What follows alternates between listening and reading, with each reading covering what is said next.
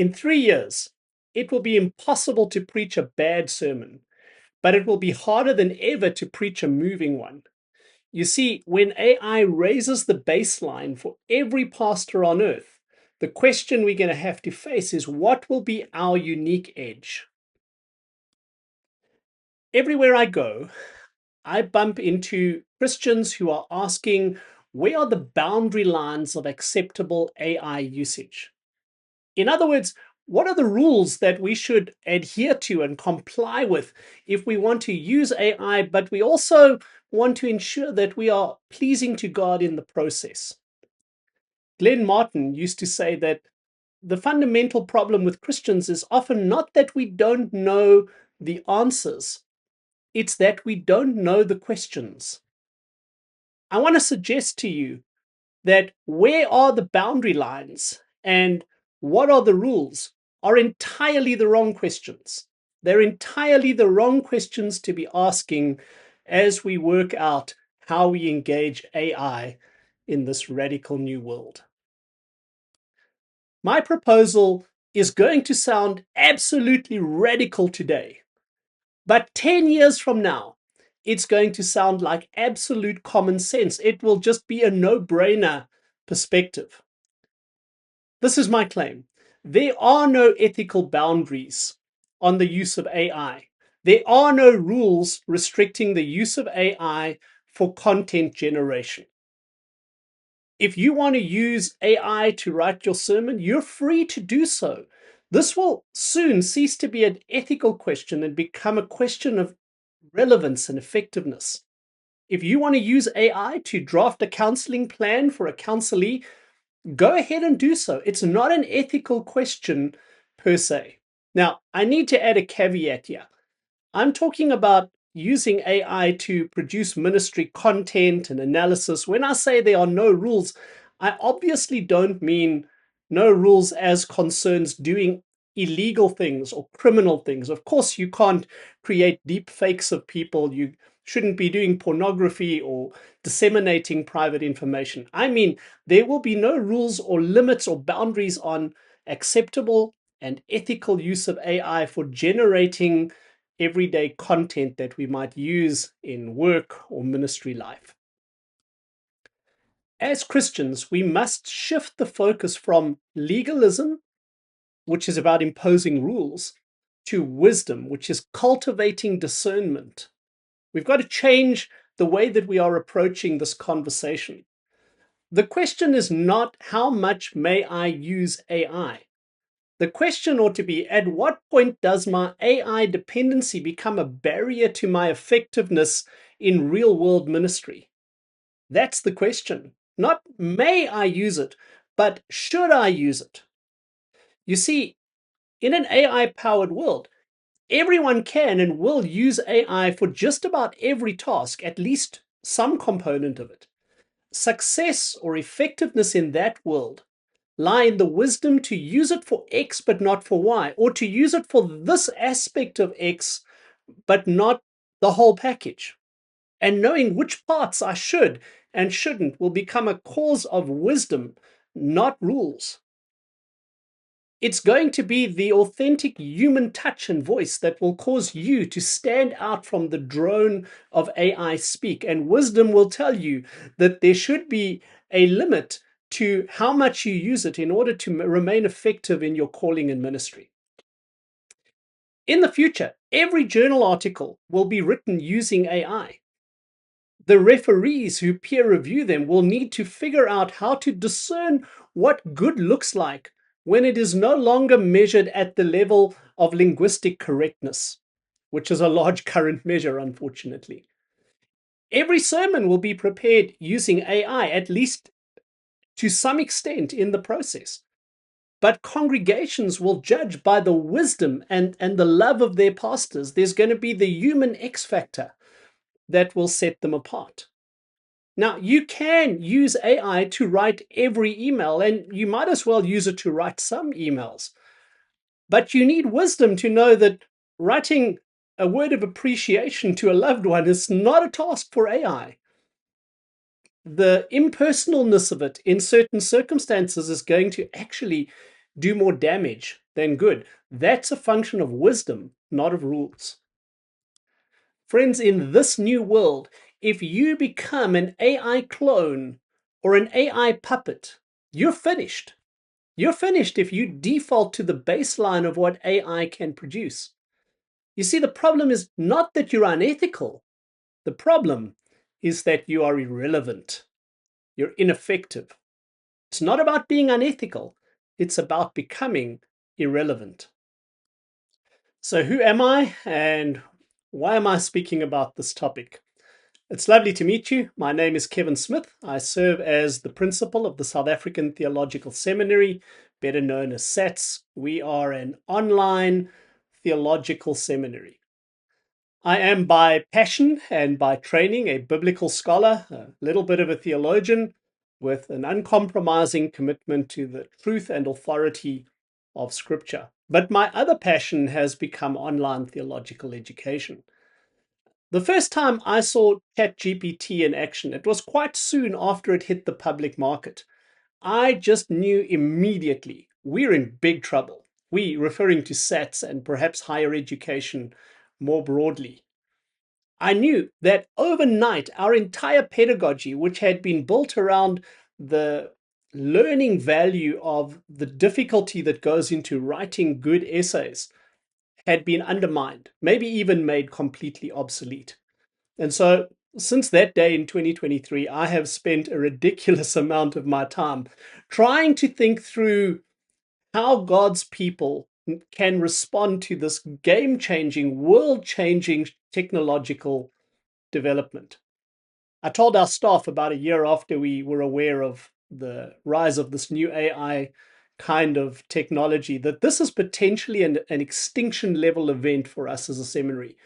If we don't figure out how to respond wisely and well to it, if we don't figure out how to remain relevant and effective and also Christ-like in the process, we're done for. Because AI is so new and so game-changing, it's been a journey of trying to think through where do we land, and our own journey, my own journey is constantly in a state of flux. Even what I'm sharing with you in this lecture is a new stage of my own thinking around the ethics of AI. And who knows, maybe a month or two from now, I'll be thinking differently. But I hope that it provokes some helpful thoughts for you. Now, I realize, of course, that my proposal is controversial. To back it up, I want to offer you 3 real-world metaphors that I find particularly helpful in reflecting on AI. These are 3 examples of older technologies that have been around for a few years, and each one of them does something similar to AI, just on a much, much smaller scale. However, if we use them as reflection points, they offer us helpful insights into what the larger impact of the new, more paradigm-changing AI might be. Those 3 metaphors are one from the world of music, auto-tune, one from the world of chess, where chess engines have been prominent, and one from the world of sim racing. Let's take a look at them. The first technology I want us to reflect on is called auto-tune. It's from the world of music. There's a tool used in the music world. It's called auto-tune, as I've mentioned, and basically it's a technology that can detect and correct notes that miss the chosen key, and then they can bring that note in tune for you. Before auto-tune was around, a singer's technical proficiency set them apart from the crowd.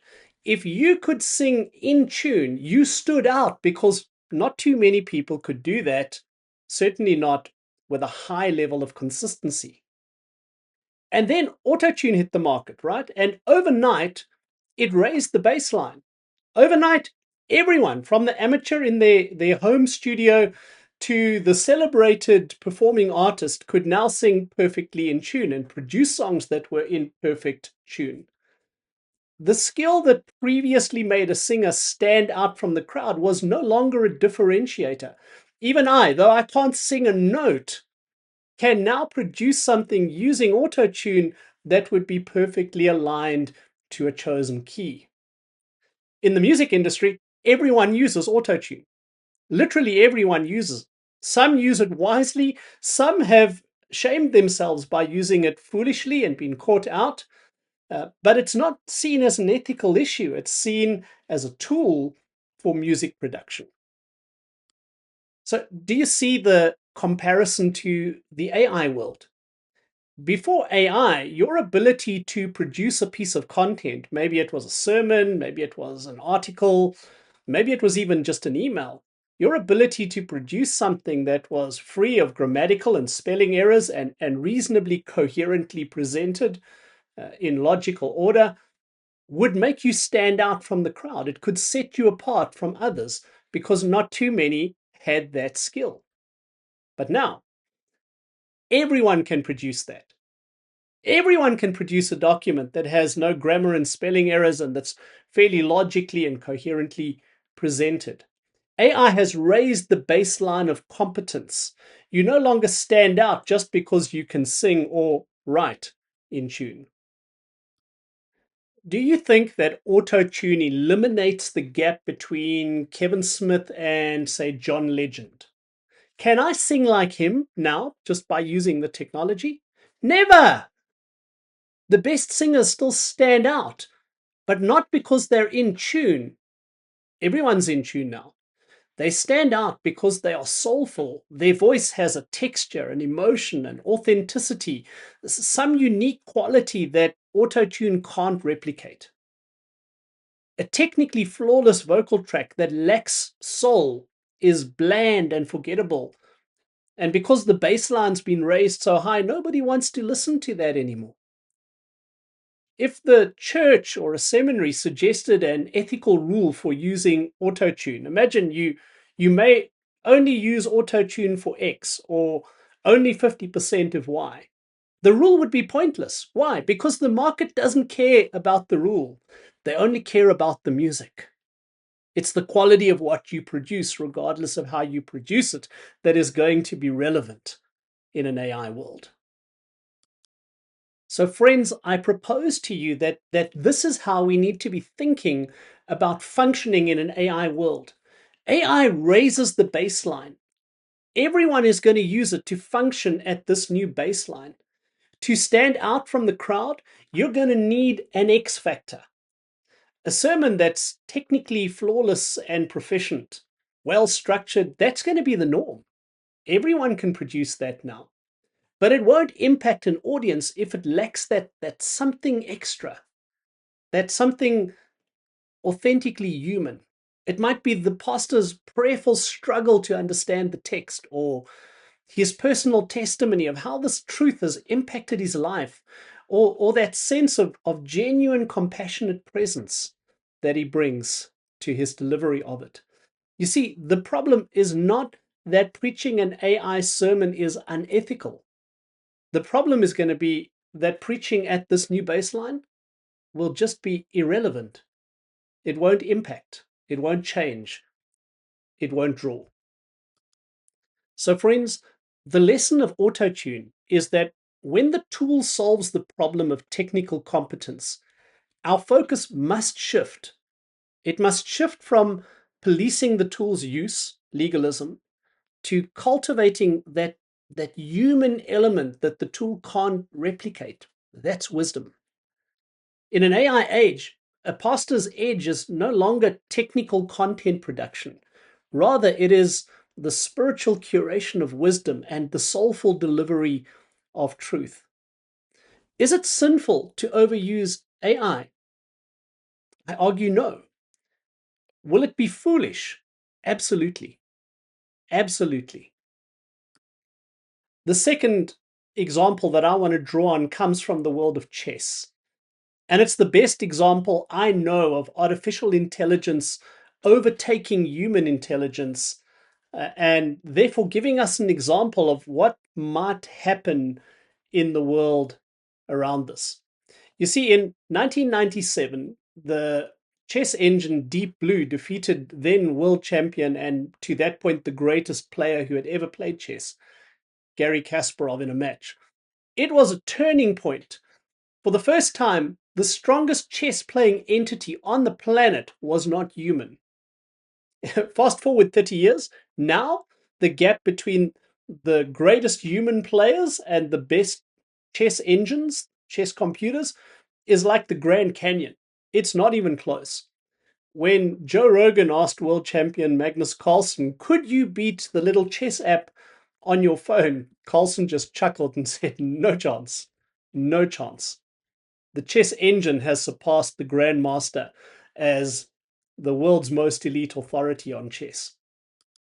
So, why is this a great case study for what's happening with AI today? Really simple. The AI revolution in chess happened 30 years ago.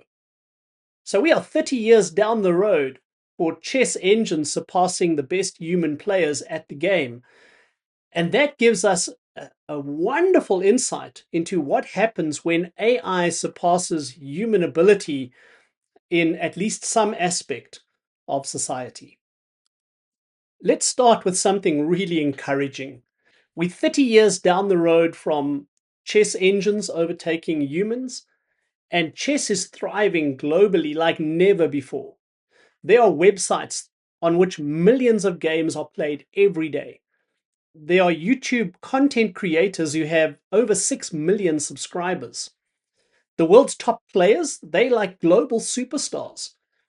Since chess engines are 30 years ahead of the new kind of AI, there are some interesting lessons we can learn from how they have affected the chess world. And I want to unpack a few of those for us. So let's look at 4 lessons that we can draw from the chess revolution, the AI revolution in chess. All of them, I think, are relevant to the broader AI revolution. Number 1, the adoption is universal. Every serious chess player, literally everyone from amateurs to masters, uses engines. The top players use them to analyze openings and lines. Plebs like myself, we use them to analyze our games, point out errors, get some improvements. The use of the tool is universal, and it's not considered an ethical issue at all. Everyone uses them. They're just part and parcel of playing chess in the 21st century. If Christians were to make up arbitrary rules about engine usage, the only impact it would have is it would mean that any Christian who followed them would be obsolete at the highest level of chess, unable to compete. Adoption is universal. Number 2, the market is human. What do I mean by that? Although the engines are much stronger, nobody is interested in watching engine v engine games. Millions of people will watch Magnus Carlsen playing in the World Blitz Championship, but no one's going to watch Stockfish playing Leela, the 2 most powerful engines on the planet. The audience's thirst isn't for perfection. It's for the human struggle and drama. The market naturally filters out the perfectly executed but soulless AI performance. It just doesn't last.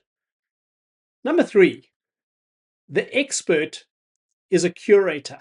The expert has become a curator. So chess training has become a thriving business. That's rather surprising, right? Because as an intermediate player, I can and sometimes do go straight to a chess engine to try and study something for myself. So I can bypass any training program and just do it myself. But if I really want to improve, what I will actually do is I'll buy video-based courses that are taught by grandmasters. The grandmaster has studied the overwhelming mass of engine analysis and he's curated it for my level of play. And then he presents it in a way that's engaging and accessible and memorable. So the impact on me is much greater than if I were to waste many hours grinding through the engine content myself. The engine provides all of the data. The grandmaster provides the wisdom. The sheer mass of information is overwhelming for me. I need an expert tour guide. I know that literally all his analysis has been done with an engine, But I don't care. What I want is a curated, wise, relevant presentation of the things that are going to help me. And number 4, the skill is unassisted. So even though chess players at all levels are using engines to try and improve and study, a chess player's skill level is measured exclusively by what they can do when the engine is turned off. While they use engines to prepare for matches and to study lines, they may not rely on their help during a competitive match. What's happened with chess engines offers such a good case study of how the new AI may impact the real world. Do you notice that the problem is not sin, it's irrelevance? If a pastor has AI generate a sermon that's theologically sound, well structured, grammatically correct, but it lacks prayerful struggle, personal insight, spiritual conviction, human passion, those kinds of qualities, that X factor, he's soon going to be preaching to an empty church. The problem's not that he sinned, it is that no one wants a bland diet of robotic data. Just as fans gravitate to watch the human drama of two great grandmasters playing each other, so congregations are going to gravitate towards the human voice and the human touch of somebody who's allowed the Word of God to continue to shape him. And the AI can't replicate that. The Christian minister must become like the grandmaster who sifts the massive data available and then makes it palatable and pleasing to the people. It's the human soulfulness of our ministry that will keep us relevant. Will it be a sin to use AI generated content? No. But if you, as the minister, have stopped praying and ceased wrestling with the scriptures, you will soon be an empty gong and a clanging cymbal. Sinful? Not at all. Foolish? Absolutely. The third technology I want us to reflect on is the world of sim racing. Sim racing, and yes, that is Max Verstappen in the picture. Sim racing refers to video games that simulate real-world motor racing. I enjoy playing the F1 game with my son on our PlayStation. Now, when you play, you have an option to leave a whole lot of assists on. The computer will help you with things like starts, pit stops, braking, steering, gear changes, pretty much anything. When I have my assists on, man, I tell you, I am a fairly decent Formula One driver at the PlayStation game. But boy, oh boy, turn them off and I can barely drive 100 meters in a straight line. Now, the big lesson from the world of sim racing is the illusion of competence. It's the illusion of competence. When you are driving with your assists on, you feel like you are driving the car. You know, you brake, you're turning, you're accelerating. It feels like you're in control. It feels like you're competent. And you just don't realize how much the machine is actually doing for you until you turn them off. You see, when you brake too late, it compensates and corrects for you. And when you accelerate too hard, it compensates for that. But when you turn it off, if you brake too late, you're in the barrier. And if you accelerate too hard, you spin out.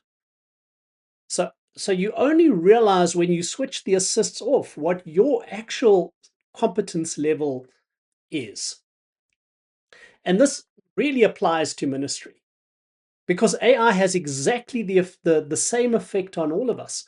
When a pastor outsources 90% of the work of preparing his sermon to an AI, he still feels like it's his sermon. He feels like he's driving the process, and he's largely oblivious to the fact that he's functionally incompetent. But it's dangerous to be functionally incompetent because that lack of competence is sooner or later going to be exposed. The singer who can't sing, the chess player who can't play chess, the driver who can't accelerate out of a corner, and the pastor who can't give godly biblical counsel when the machine is turned off, all of them are dangerous. You see, in sim racing, as in chess or singing, your actual skill is what you can do when the assists are turned off.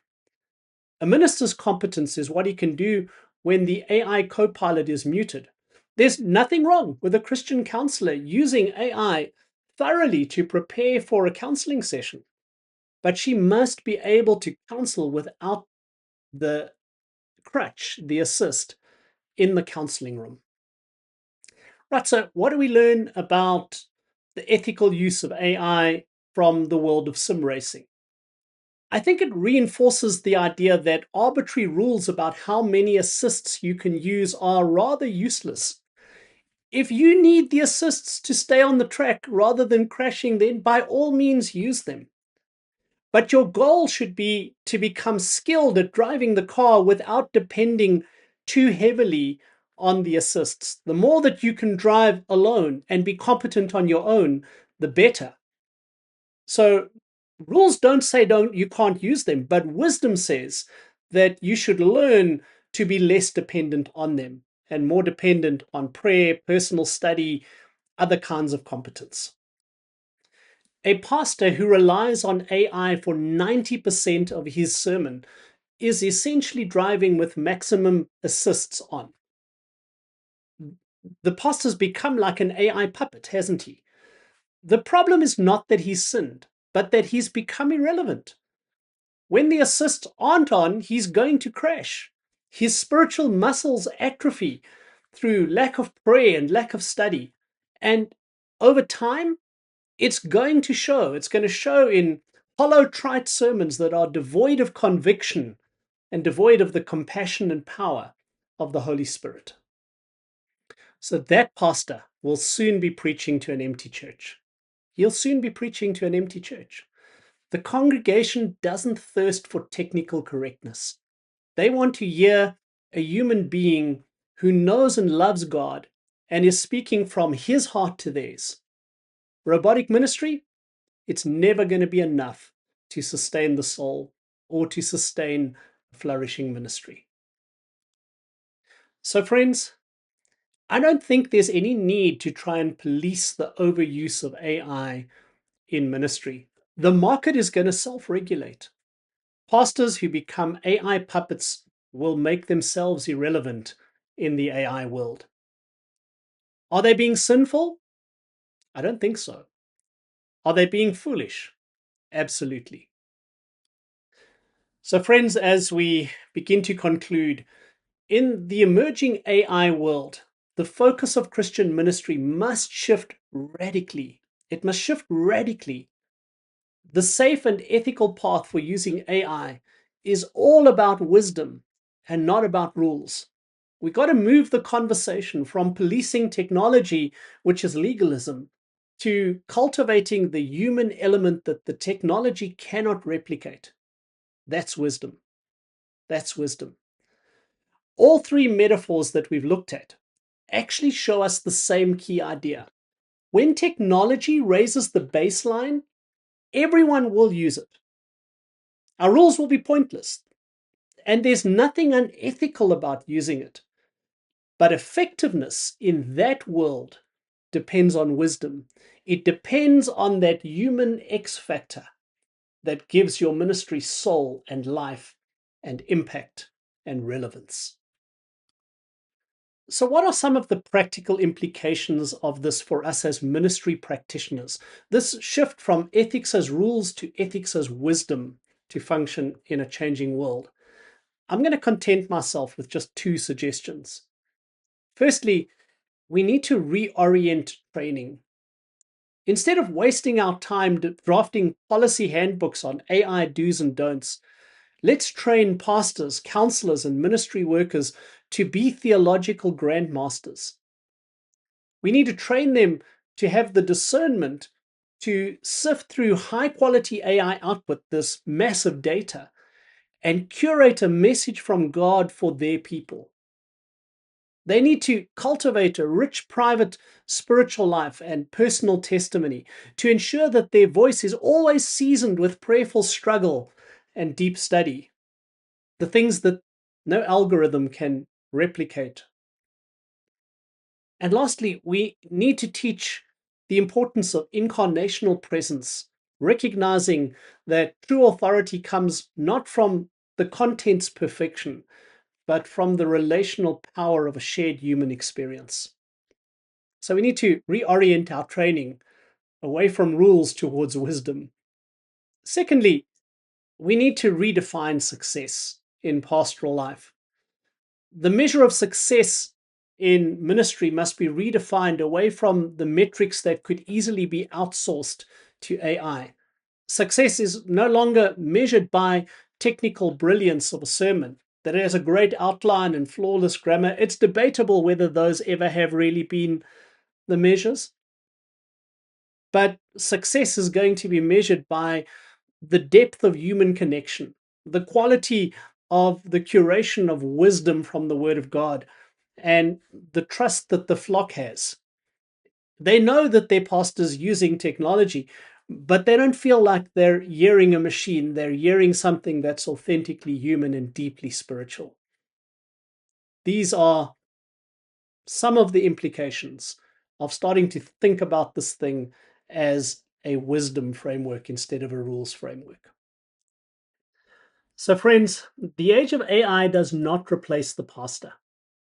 What it does is clarify his true calling.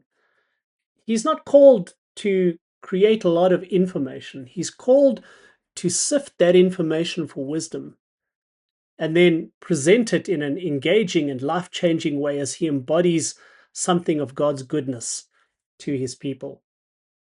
For that pastor, the safest and most ethical use of AI is to use it as a partner, a co pilot, one that will enable him to return to his highest calling, that of embodying God's presence and goodness amongst his people, so that he can move human hearts closer to God. I want to thank you for engaging. I pray that the challenge to move from a rules based approach to a wisdom based approach is something that you'll prayerfully consider. May the Lord bless you as you serve him in a rapidly changing world.